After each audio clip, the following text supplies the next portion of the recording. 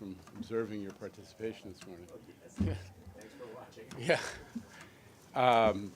Yeah. Okay. I'm calling to order the October Capital Program Committee meeting. Members of the public, Ms. King? Yes, good afternoon. We have 5 members of the public registered to speak today, 4 in person and 1 remote. As a reminder, we ask that all our public speakers please adhere to the MTA rules of conduct and decorum. I would also like to remind our public speakers that in the interest of time and fairness to all, we limit everyone to 2 minutes. Please be aware there will be a warning beep letting you know that you have 30 seconds to complete your remarks. Our first speaker is Jason Anthony, followed by Jesse Figueroa. Are starting a little, not only are we sort of formatting these differently, but we're really trying to do what our rules of conduct call for, which is to ask everybody to adhere to the things that are on the agenda for this meeting, okay? So capital program related issues. Jason. Good afternoon, Jano, and we are going to do that. Good afternoon, everyone. Jason Anthony from the Long Island Railroad ADA Task Force. We are extremely glad that we are going to receive an update regarding the elevator updates. Jamie, you are doing an extremely good job on this.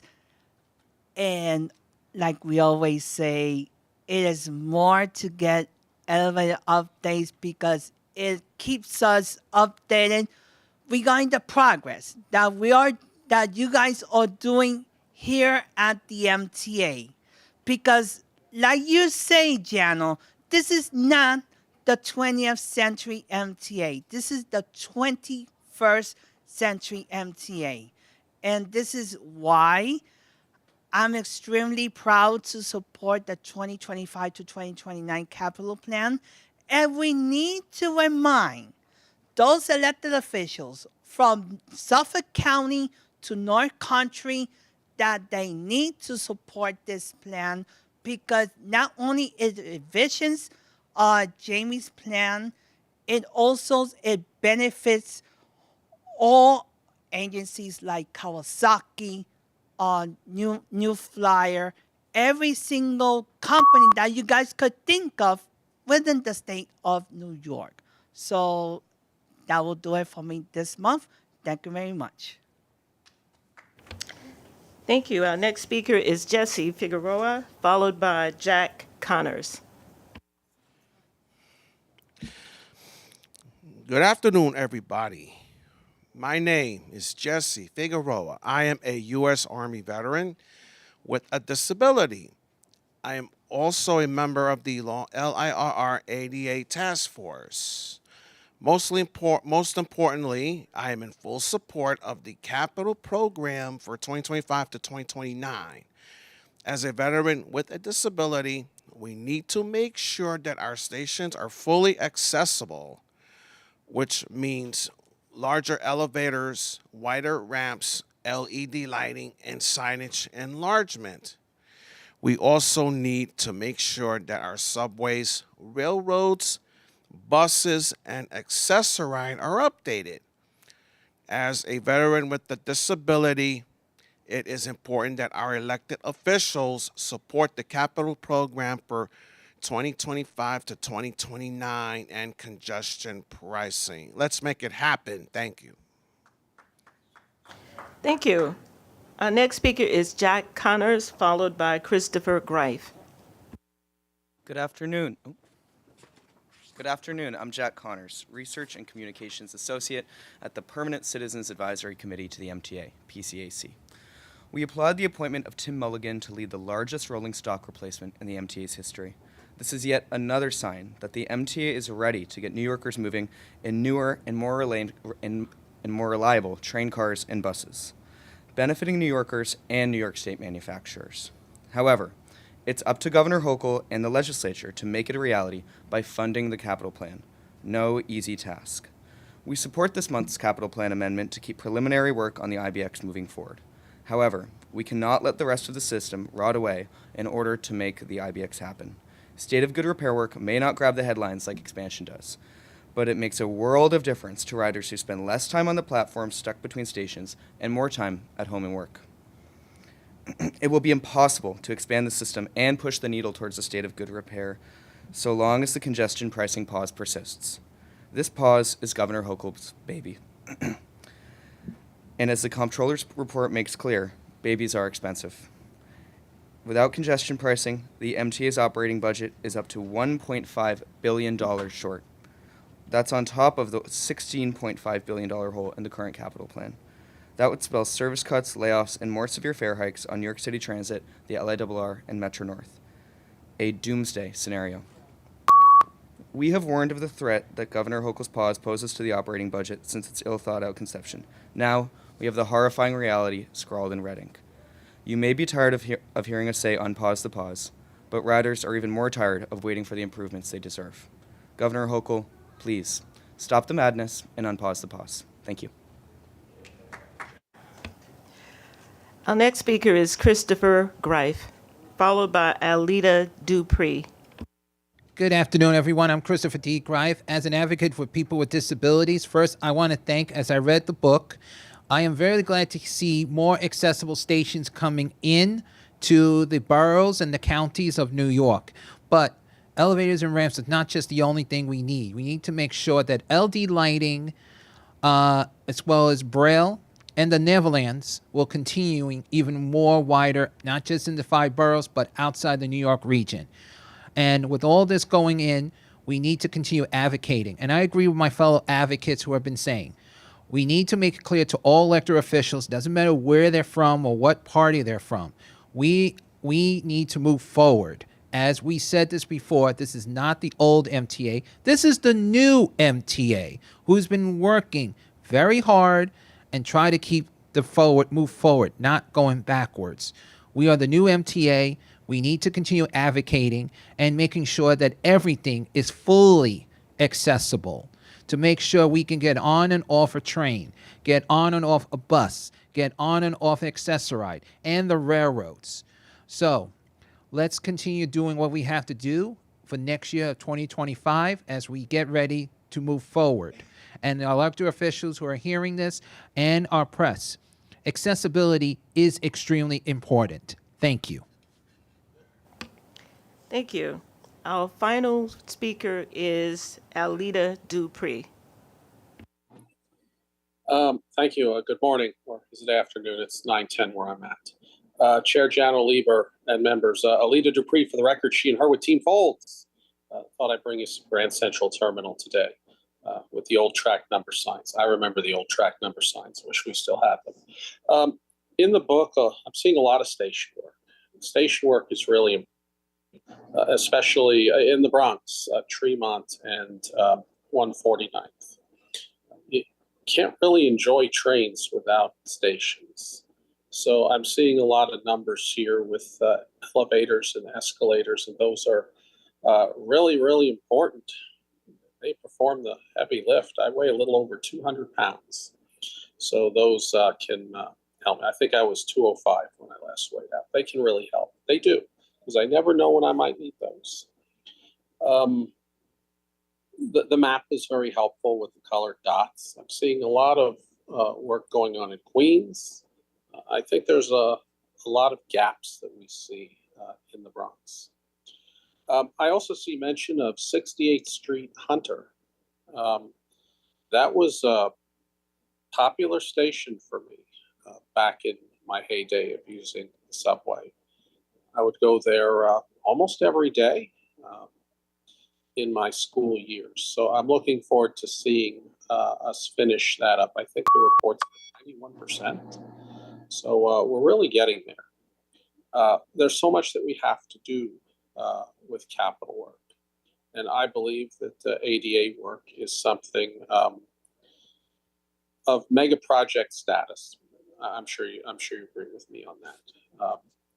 So I look forward to hearing more about this, of distilling these numbers down into our goals to build the best system that we can have. Thank you.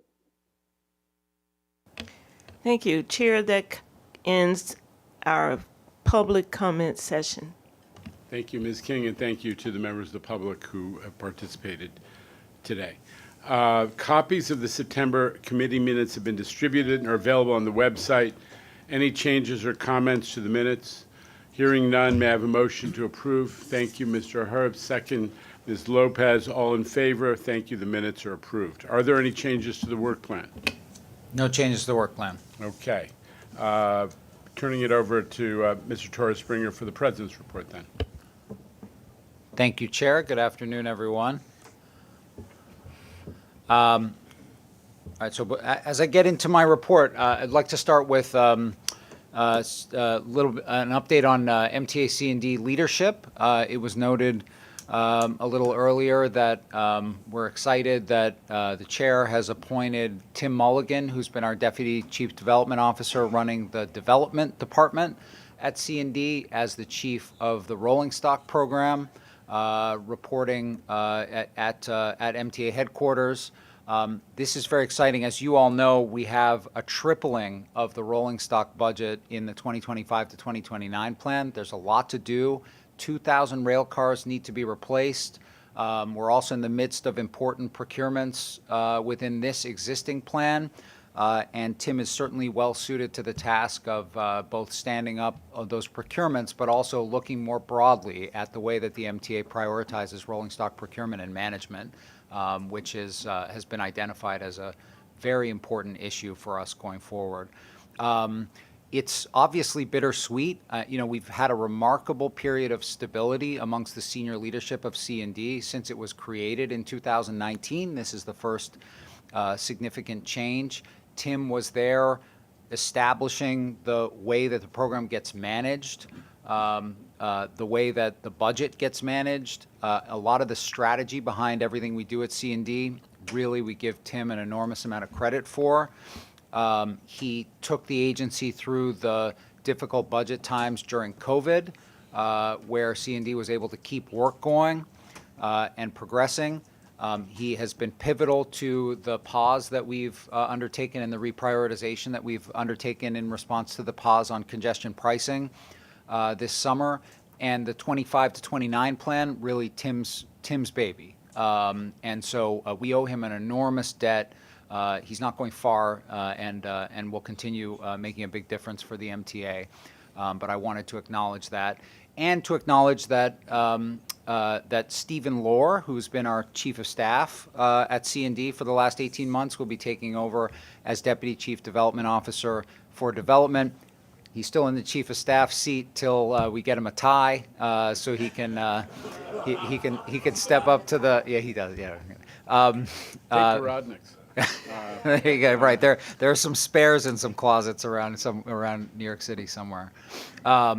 But Stephen has he spent 10 years working in the equivalent of the development department, then helping to form the development department, and all of those processes, and has been a big part of the leadership of that. And then as chief of staff for the last 18 months, has really had the coordination across the entire C&D agency really in his hands, and has done a tremendous job.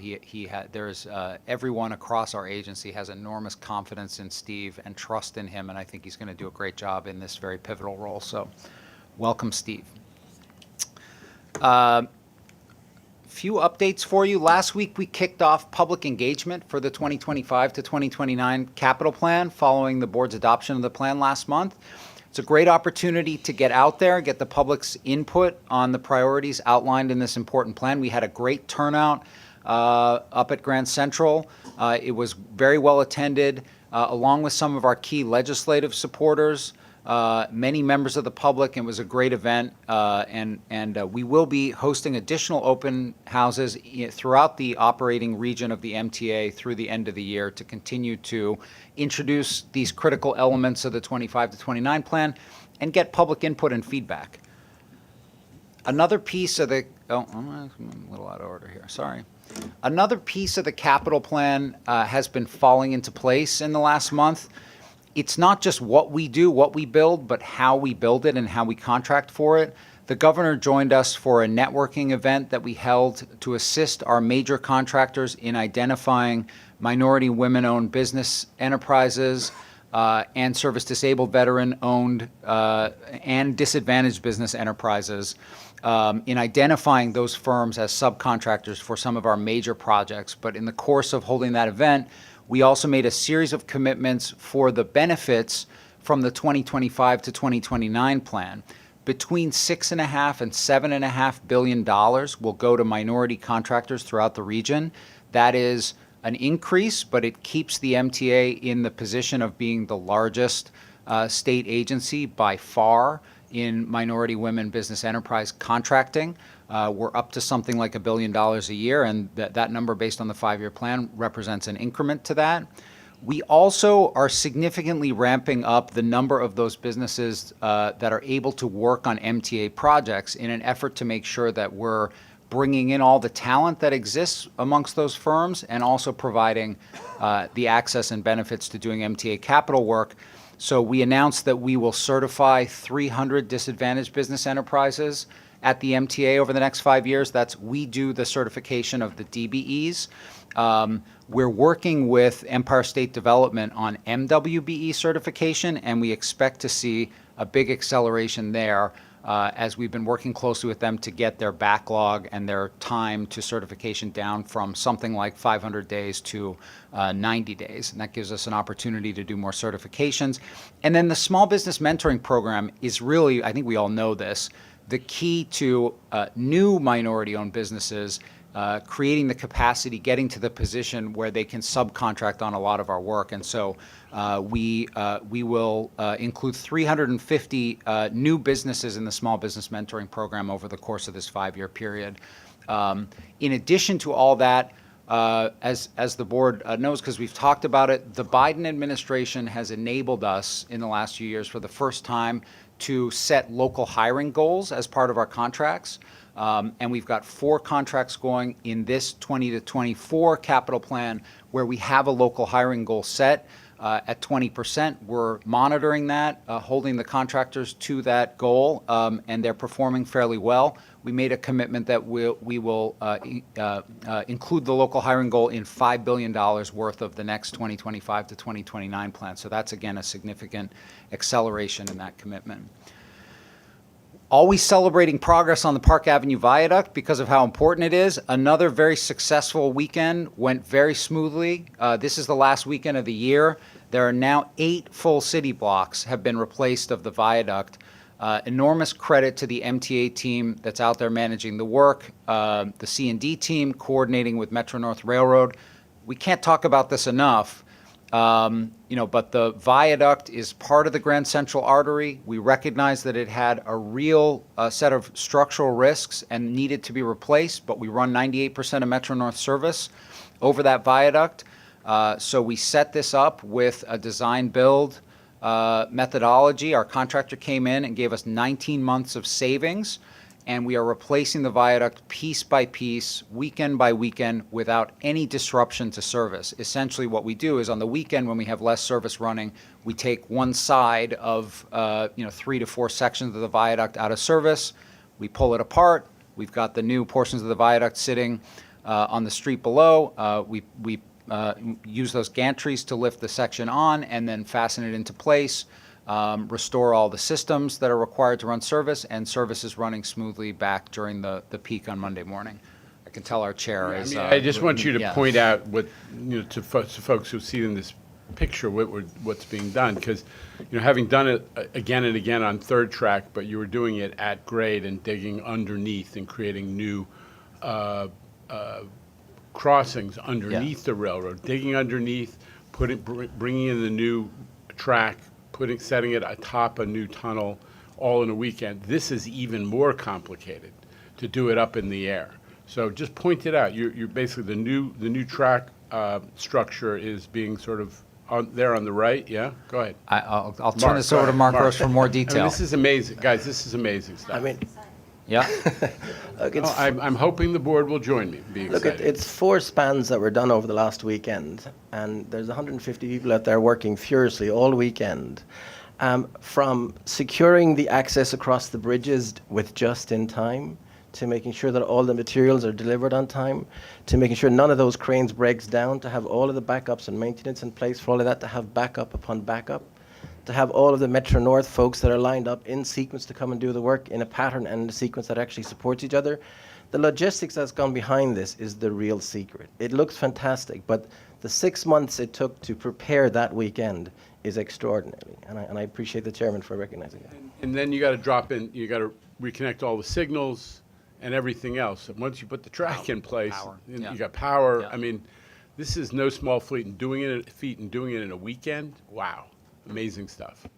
Yeah, and I will say, I mean, we have a lot of work. You know, Mark can always talk about this. We have a lot of work that happens every weekend, you know, we track it all very closely. But there's a huge amount of excitement with the hour-by-hour updates that many of us receive as the viaduct work gets done.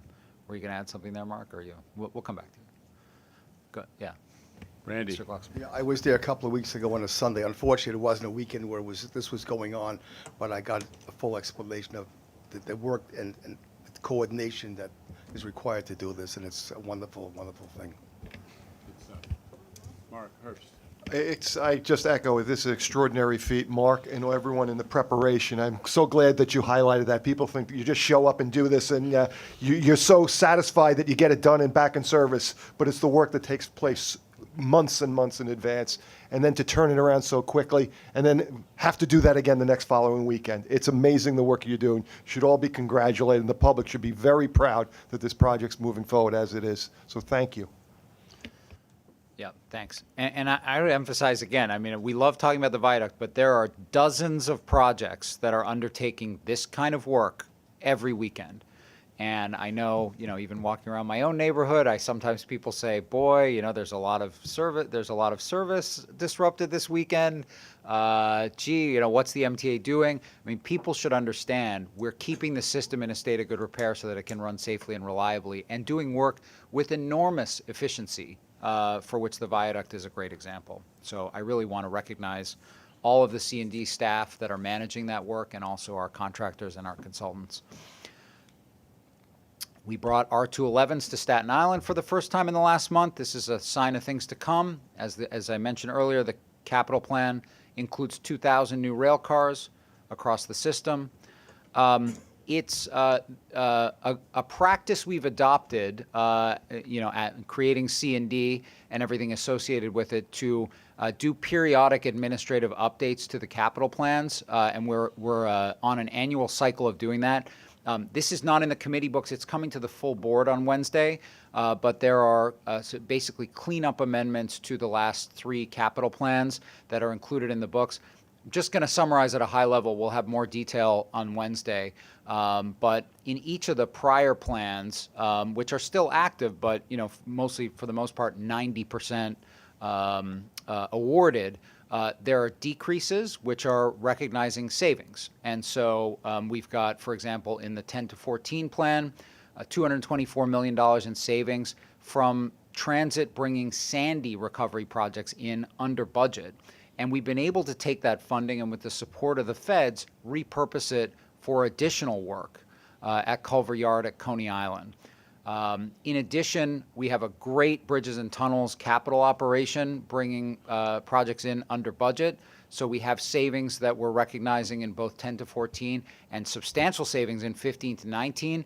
This is, again, based on excellent performance in doing the work. And with B&T, when we come in under budget, we're able to, as we say, mod that out of the budget and use the bonding capacity for future work. Because bridges and tunnels, TBTA bonds are used to fund our capital plan. This current 20 to 24 plan, we have funding that was appropriated by the legislature and awarded by USDOT to support the preliminary engineering for Interborough Express. We'll be announcing some details on that soon. So we have to bring that into the plan so that we're able to fund that design work.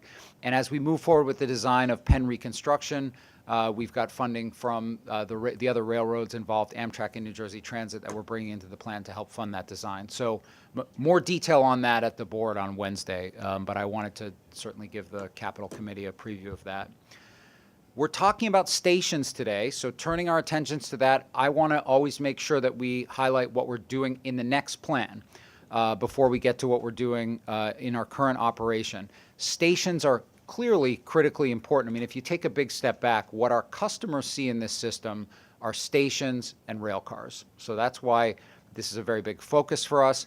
In total, the 25 to 29 plan has $16 billion in investments in stations.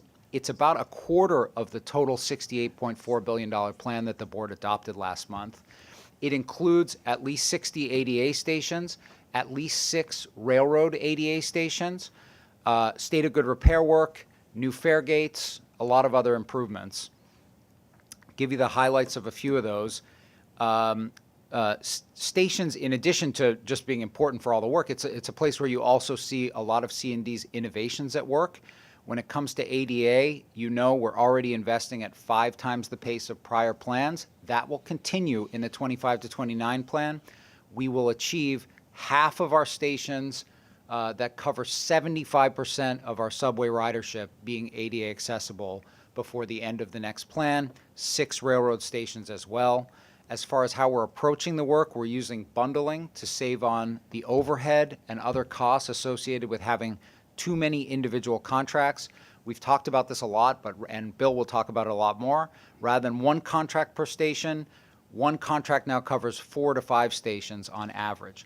That will continue, but we will also take greater advantage of geography to coordinate outages and the distribution of our forces and our contractor forces across the city. So you'll see station work getting done with other work within the same line segment in a lot of cases. Our new Deputy Chief Development Officer, Stephen Lohr, will be leading the charge on this and have more news for you about how we're approaching this more innovative approach to bundling in the next few months. A great example of how effective this strategy has been is as we add more vertical circulation to the system, we also need to keep the vertical circulation in a state of good repair, and we're doing so. We had a surge in replacements in the last plan that means we have achieved state of good repair for elevators and escalators in the subway system, and we see the results of that. 98% availability for elevators and escalators that the MTA owns and controls, and through another surge in aggressive management and holding other parties to account, we have gotten our third-party elevators up to a 94% average availability this year. We always want to get to 100%, and we're innovating in doing that, but we're very pleased with how much our availability has increased. In this new plan, when it comes to elevators and escalators, we really just need to keep up with the decay curve, and we continue to get better at packaging and delivering elevator replacements because in future plans, the needs will only grow as more of the system becomes accessible. It's a similar story with keeping the stations in a state of good repair. In this upcoming plan, we'll make priority repairs at 1/3 of subway stations. That's part of moving to a 15-year capital repair cycle to make sure all stations get regular investment. That's an approach that we've adopted in the last couple of plans. We'll also do full renewals at 10 stations that are really in need of it. And a lot of this also comes out of better planning, better data, doing condition surveys, which are now underway again, and connecting those conditions in with the data that we have about what's going on in the system. It allows us to do much better targeting and planning. That's our approach in the 25 to 29 plan. As we move to a stations business unit report, I think that Mark is going to give us a quick overview of the business units and why we established them and what they're accomplishing. Sure. Normally when we come to these meetings, we get to talk about the projects. But I want to give you a little insight as to how we deliver these days. 5 years ago, we were delivering $500 million of stations per year. Bill and his team are now at $2 to $3 billion. And listening to the president, we may have to go to 4 in the next few years to meet the capital program. So how do we do that? I mean, you hear bundling an awful lot. The secret is we're making our projects larger. But inside in that, the hidden secret is we're passing the design and the construction responsibility to the contractors. We didn't employ an extra 1,000 people to do all that design and all that supervision. We have passed that accountability to enable the whole New York industry to get out there and help us. So Bill's team has changed their role. They're no longer mainly designers or constructors, they're project managers. So we're changing how we're working, and we're basing how we go forward on meeting performance rather than doing exactly the little dot on that T or the little cross on that you do. It's a whole new way of working that's out there. But what goes with that and what Bill is doing is how does he enable the success of those constructors, those design builders? What he's doing, for example, is he's writing a new code, a whole new standard that says if you follow this standard, you meet our performance. He's created a whole new department within MTA where we do our own occupancy approvals. We no longer go to Albany to get approvals for things. We do that all in-house. He is taking all of our stakeholders, for which there's probably 50 or 60 main characters involved in every project, and saying, it's no longer acceptable for you to give me an approval at the end of a project. You must give me approval at the beginning so that we're in agreement from the very beginning. So managing our stakeholders, maturing the industry, getting the whole industry to work for us is how we're really managing to make those types of numbers work, and Bill is doing it extraordinary. One of the other initiatives we're doing is we're recognizing, it's taking us a long time to get projects moving. It's taking us a long time to get out there and do all the surveys and do all the work that we can do. So we're piloting what's called progressive design build. We shouldn't go out there and do a survey and a contractor go out and do the same survey again. Progressive allows the contractor to do the survey once, minimize actions on site, minimize outages, minimize disruption. Lots of new ways for us to look at projects and how do we engage the industry now that we've gone down this road to really make the most of what we put on the path here, and I leave it at that. All right, well, if that's the only thing that separates progressive design build from regular design build, I'm interested, but I think there's more to it than that. Right, Herbst? A little bit more than that. Go ahead, Jamie. Thanks, Mark, and a lot of credit to Mark and to Evan, our general counsel, who have established this business unit approach, established the contracting approach, and we are, as Mark says, piloting new methods. For a little more on that and an overview, we'll turn it over to Bill Montanili, who runs the station's business unit. Thanks, Jamie, and good afternoon, everyone. Today, I will update the progress of the station's business unit. I will provide a status on both the ADA accessibility and the state of good repair programs, highlight some ongoing work, and speak about what's in store from the just released upcoming capital program. Before diving into specifics, I'd like to provide some context about the station's business unit. We manage approximately 31% of the current active C&D capital budget, excluding rail car, bus, non-revenue vehicle purchases, and track. Our territory includes all 493 New York City Transit stations. Improvements are predominantly customer-facing and focus on accessibility, state of good repair, and circulation enhancements to improve the customer experience. Currently, we have active construction improving 149 stations.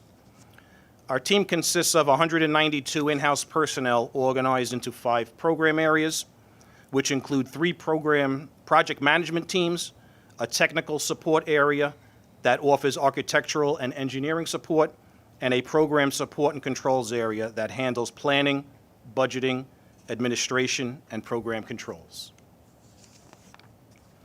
The business unit currently manages a budget totaling approximately $11 billion across multiple capital programs, with 16 contracts in design, 4 contracts in procurement, and 26 contracts in construction.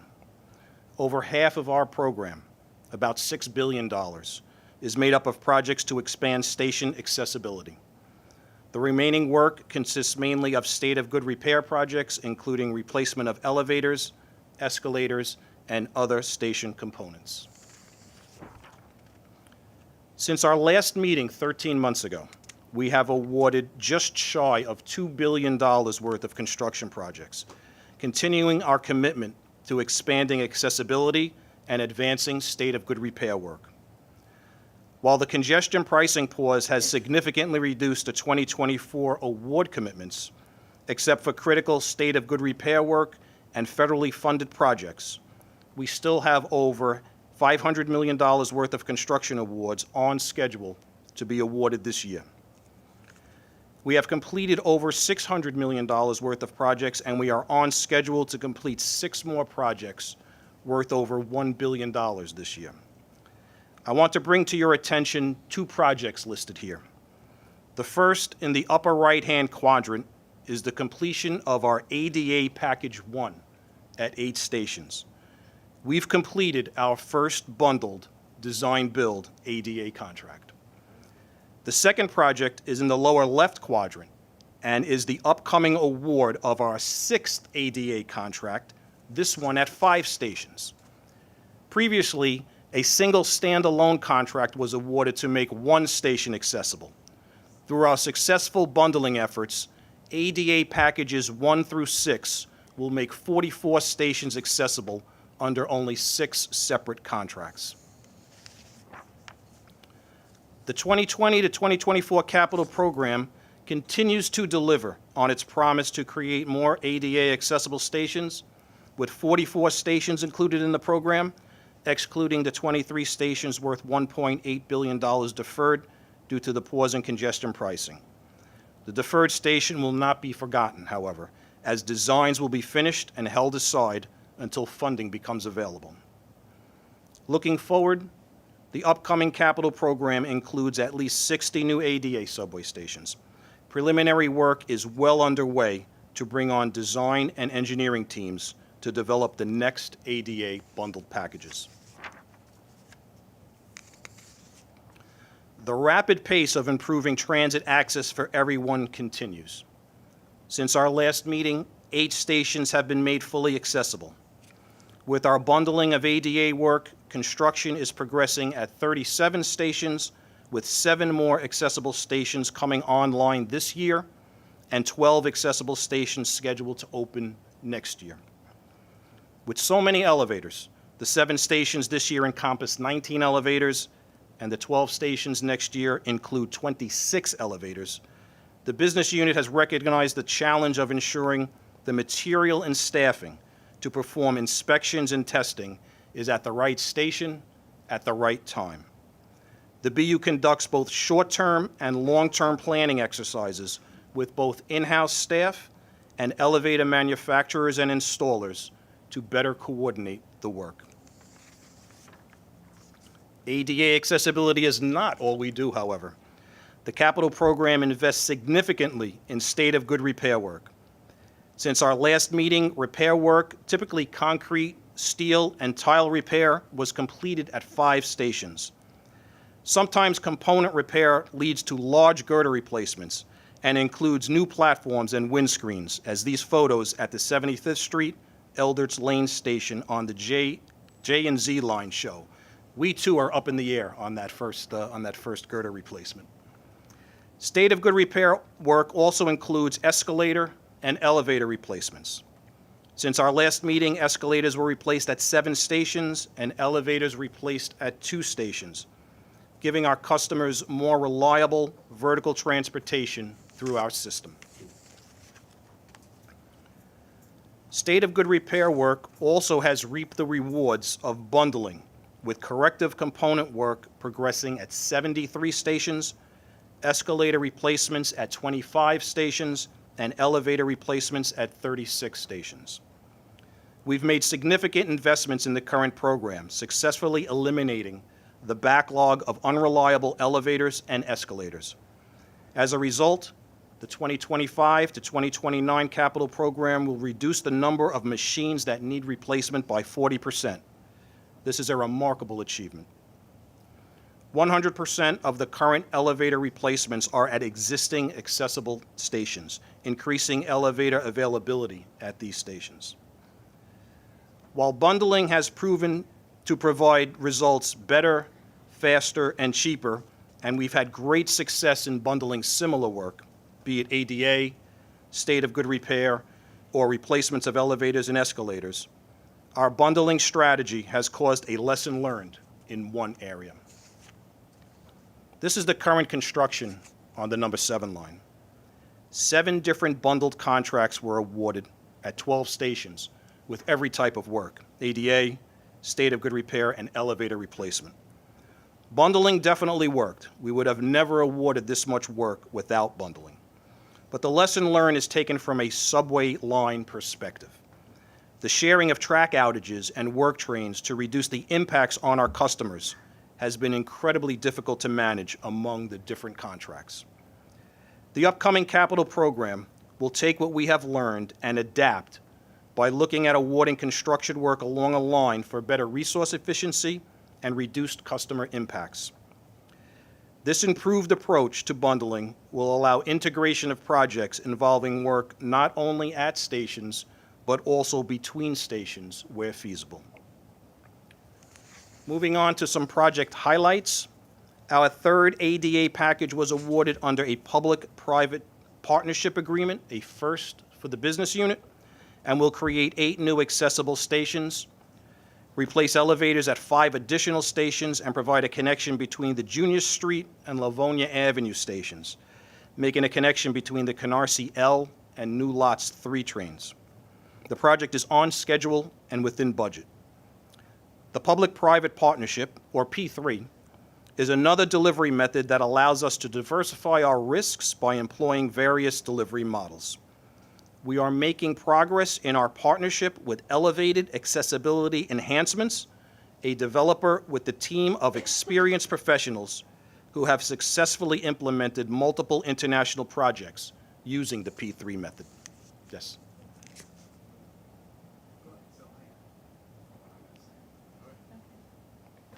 Just so you know, Bill, Yes. that the lowest station on that list, 3rd Avenue, 149th Street, the 3 does not go there. You should have a 2 instead of a 3. Thank you.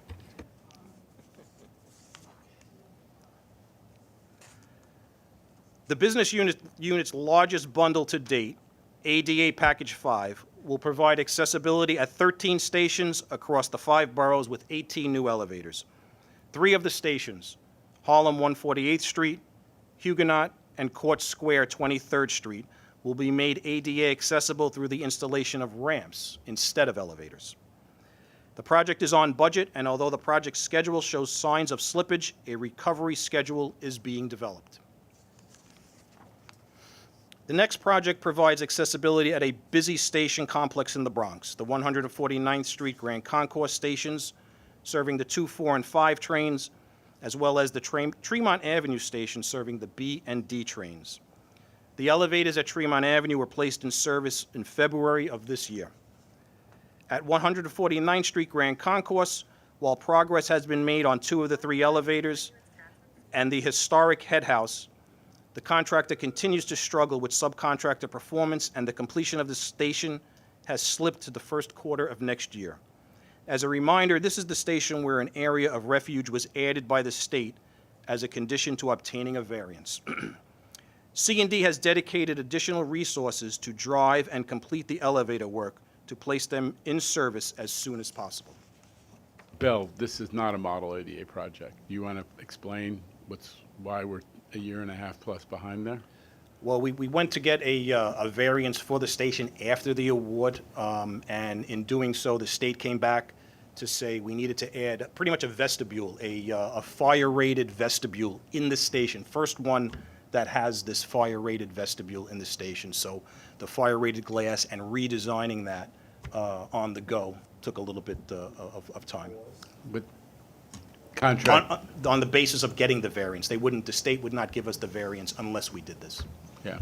It's very important.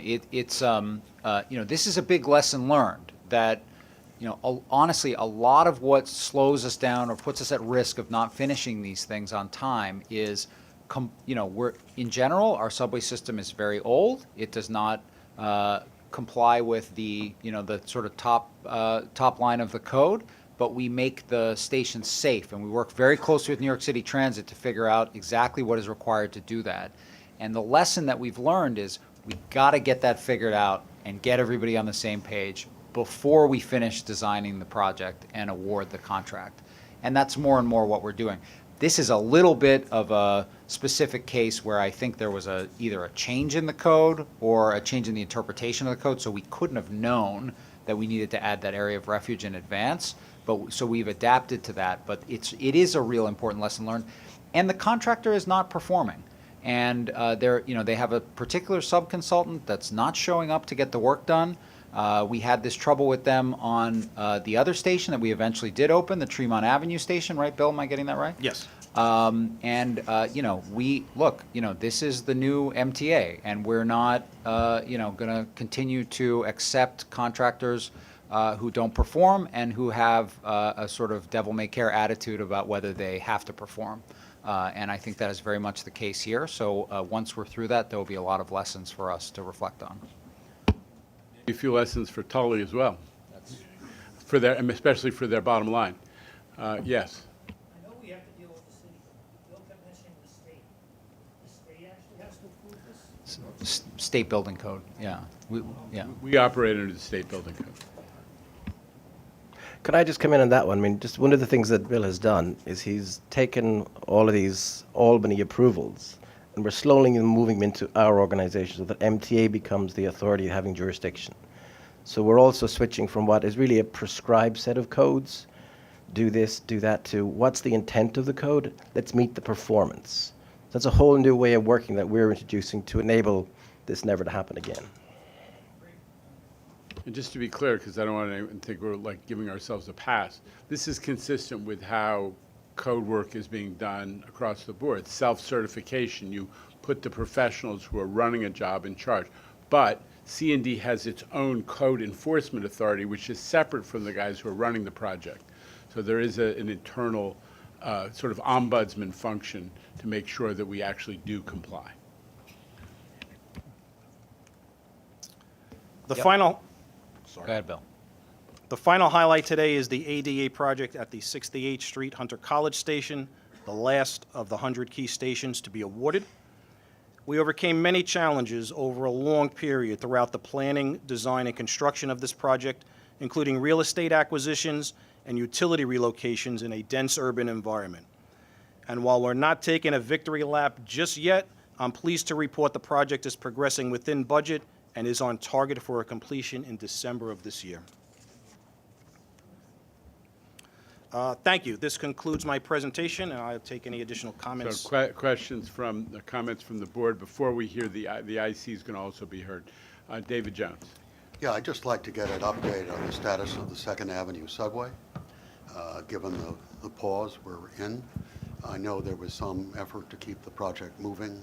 I'd like to hear where that's at.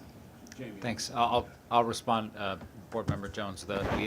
We thought the 472 existing stations was enough for Bill, and have a separate organization. My family, it's never enough. But we have a separate organization responsible for 2nd Avenue subway. The early phase work, which was an awarded contract, is underway. They have successfully. I was there this weekend. They successfully have relocated the bike lane from 2nd Avenue up at 106th Street over to 1st Avenue, so it'll be a temporary double bike lane there throughout construction. And then they've started the work of relocating the utilities in that location so that we have room to put in the station box for the future 106th Street station. That's the early work. We started on that. Lesson learned, get the utilities out of the way, get the real estate taken care of well in advance. In the meantime, our team continues to progress the design work and the preparation work for the next contract, which is the tunnel contract. And we're always looking, and there's a group, a very high-level group at C&D that spends a lot of time on this, for how to innovate. We recently had a major capital project review unit meet with some international folks on it, give us a report on recommendations, and we're looking at those recommendations. All of this is to enable that we bring the project in on time or ahead of schedule, on budget or under budget. So all that work is underway while we also await the pause to be completed for congestion pricing and have the funds fully available so that we can make the investment in that project. So just to be clear, the preparatory work is underway, but what is paused in effect is advancing the award of the big contracts. So by what Jamie has done to advance the preparatory work, we're preserving the schedule as much as possible during the pause. Any other? Hayden Mahouses. So great work, team. Evan, Mark, Bill, Jamie, everyone. Wonderful. Bill, I just had a question. It just bothered me. 6 contracts for 5 ADA stations? In one of those slides? Package 6. Oh, package package number 6, 6. Okay, all right. We're bundling, yeah. Package 6 has 5 stations alone, 44 stations for 6 contracts, 44. Andrew Albert. Yeah, while we're talking the stations, in the book today on page 12 under ADA Package 5, you have one station listed as Court Street, 23rd Street. It should be Court Square. Ms. Lopez. Thank you, Mr. Chair. Thank you to the team for this presentation. If we can circle back to, I just want some clarification on this. If we could circle back to the slides where we talk about the ADA stations that have been completed and the ones that are on hold due to the pause. Yes. Just for clarification purposes, those 23 stations that have been deferred, they are not automatically moving into the next capital plan? No, they're not. They're part of this capital plan. Okay. Authorized by the legislature, awaiting the funding from congestion pricing. Okay, thank you. I just wanted clarification on that. Anybody else before we hear from the IEC? Okay, IEC, please. Thank you and good afternoon, Mr. Chairman. My name is Suresh Payeti, Program Director of the IEC. I'll be giving the IEC's review of the station's business unit. Our programmatic station summary report can be found on page 16 of your committee book. The report includes budget and schedule results for stations projects featured in second quarter traffic light report TLR presented at September CPC meeting. In addition to the TLR, the IEC monitors 12 individual stations projects that are in construction, including accessibility upgrades, station renewals, and elevator and escalator replacements, which are featured in our summary report and the focus of our presentation today. The monitored projects will provide 95 elevators and accessibility upgrades at 53 of MTA's 493 existing stations. The IEC's monitored projects account for over $4.4 billion of stations' overall program. Our cost analysis reveals that with the exception of one project, all remaining monitored projects are within budget and funding will be sufficient to complete construction. The other project was adjusted due to additional scope. Importantly, the IEC previously observed and continues to note in our report that budget overruns have not been a significant issue for station projects, largely due to C&D's allocation of adequate risk-based contingency funds. Regarding schedule, as noted in our report, projects monitored by the IEC have faced challenges due to recurring risks which have impacted their construction schedules. C&D is addressing these challenges and taking actions to benefit current work and prepare for future projects. For example, C&D has attracted new elevator contractor Otis, now working on ADA Package 3, which has relieved pressure on local contractors servicing the MTA's accessibility program. In addition, long-term third-party elevator maintenance contracts may also attract other new contractors to the MTA. The IEC notes progress continues on securing third-party stakeholder and utility agreements. C&D has been working with utilities and other MTA business units to facilitate communication and improve resource allocation and project support requirements. Also, the station's business unit and in-house MTA user groups continue to improve coordination in tracking upcoming testing, inspection, and elevator place-in service dates that is improving management of resources. Finally, C&D continues to share lessons learned between projects and developing new initiatives to improve project delivery. The IEC recognizes the importance of documenting project challenges to ensure the information is utilized effectively in new projects and to measure the impact on improving project outcomes. Moving forward, the IEC notes that successful program delivery requires expanding markets, a greater effort in pre-design planning, coordination between MTA user groups, and having a well-managed risk assessment process that identifies programmatic risks and develops effective mitigations and management tools, continued risk review of risk register results, recording successful mitigations and alternative strategies that were undertaken is critical to capture what has worked and what has not been effective to improve future risk assessments. The IEC will continue to monitor the stations program, expanding our oversight coverage of the MTA's accessibility projects, and track the progress of coordinating resources, support, risk results, and the successful implementation of new and innovative management approaches. This concludes the IEC's review of the stations program. I have a question. Just to repeat, you said that one project had a budget issue. Out of how many? Out of how many? 12. 12. One of 12. Okay. Okay. And All can right. I just, Chair, can I clarify, that's because we changed the scope because we thought we could get more done for the same time. Exactly, yeah. Oh, so we added scope. Yes. Which was a bit of responsible business decision. Correct. I got it. I got it. Any questions for the IEC? We're not used to pretty positive IEC reports, so we're all stunned into silence.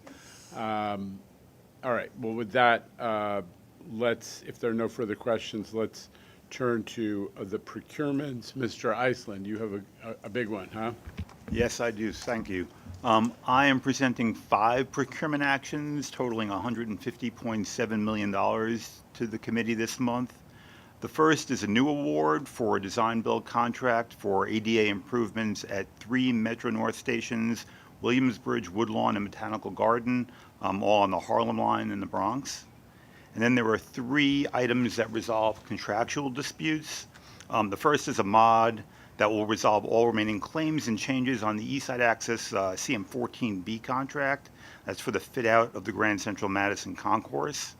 The next mod will resolve all remaining claims on the contract for the design and construction of the Croton Harmon shop. And then the third of those is a mod to resolve claims for added work and delays through March 2, 2023, encountered on the power comms and signal equipment design build project for Metro North's Hudson Line. And then the last item I'm presenting today is a ratification of a mod for additional concrete repairs at the control house at New York City Transit's Pelham Bay Park Station. These items are described in detail in the staff summaries in your books, and I submit them for your consideration and vote. I'll make a motion, but then any discussion or commentary? Jamie, you were going to say? Chair, if I might just add a couple bits of color commentary. So one is not to be missed, 3 ADA stations on the Metro North line, on the Harlem line of Metro North, which is, we talk a lot about the subway system, but we got a lot of work to do on the railroad. So this is a very big deal, and our contract group spent a lot of time negotiating a good price on this. So we're very excited about that. The settlement for East Side Access with GCTC on 14B. This is a very important milestone. I believe that the staff summary is clear in demonstrating that, compared to the $14 million cost, this was against asserted claims in the amount of $184 million. So I commend our contract group and our project team for a successful settlement of these claims. And I want to note and emphasize that this is within the project contingency for East Side Access. Our chair certainly is not shy about repeating to us, and we follow the mantra: there is no more money being allocated to East Side Access, we are bringing it in. It's not easy, but I really commend Evan and his team for the work on this. Mr. Grodnick.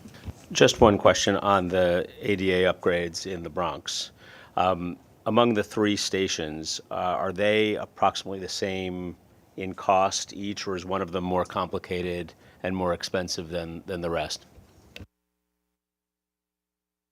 I can get back to you on that. I don't remember offhand. Okay.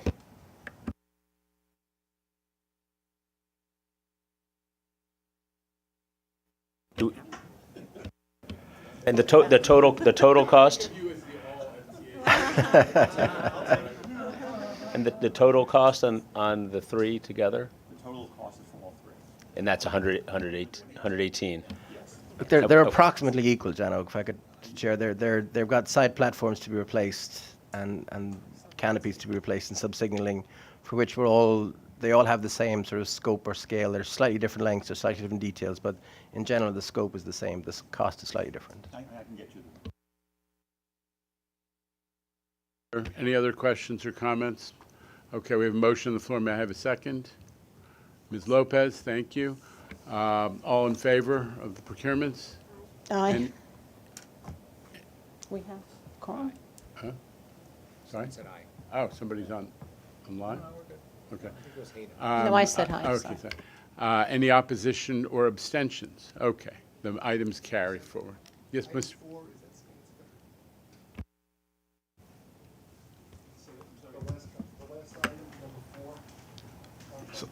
So I've got 5. Is there a Skanska item on the? There is a Skanska item on there, yes. The Croton Harmon Station is a Skanska item. May I recuse myself from the vote? Understood. No conflict whatsoever, but they're a member of an association, a dues paid member, a very honorable one, and that I am employed by. Just want to make sure that on the record, so there's no appearance. Thank you. Great. I think we, who's counting? But we have 1, 2, 3, 4, 5 for that matter and 6 for everything else. That's enough for a quorum, right? Should be enough. All right. There's no lawyer present to say yes, but we'll fix it after. All right. Well, Evan passes for a lawyer in this matter. All right. For sure. Yeah. All right. The items are, in either way, the items carry. We'll clean up if we have a quorum problem. Listen, that concludes today's agenda. May I have a motion to adjourn? Thank you, Ms. Lopez. Second, we are in adjournment. Thank you.